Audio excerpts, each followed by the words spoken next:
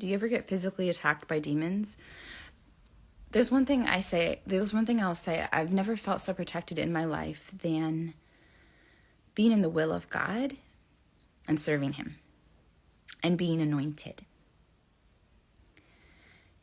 If you're in God's will and his timing, and if God's calling you to be on the front lines in his will and his timing, you are so completely protected because God needs you to be. God needs you. I mean, you can look at my life, for example. Like, God literally wants me to be traveling, like, pretty much every single week, all over, ministering so much. So he has to protect me because he's using me. He's leading his people to come receive freedom and a touch from him and hear from him and be healed and receive impartation.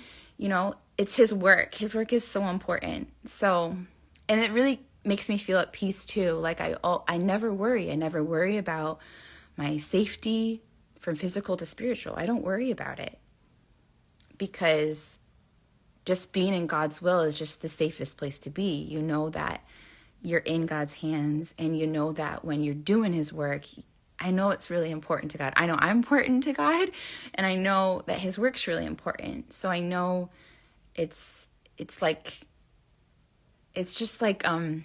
your value increases the more you're valuable to God, you know? And so he has to give you the strongest angels, right? He's serious about protecting you.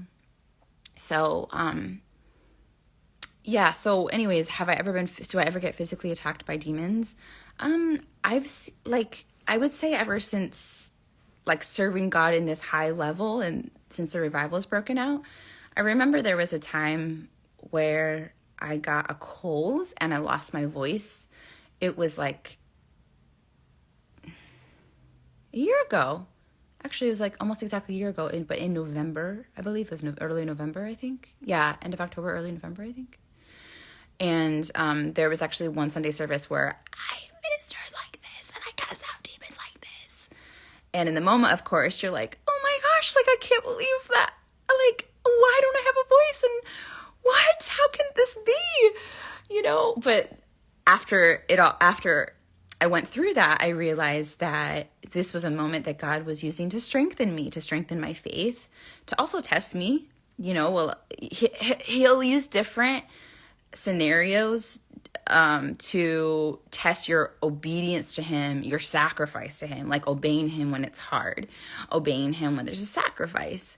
So looking back, I see that he was doing that, and he also opened up my eyes, stretched my faith to see, like, man, it's all God doing everything. It's not me. It doesn't matter if I am whispering, if I'm feeling under the weather, or if I'm feeling amazing. It's not about me. It's not about my strength. It's about God's strength.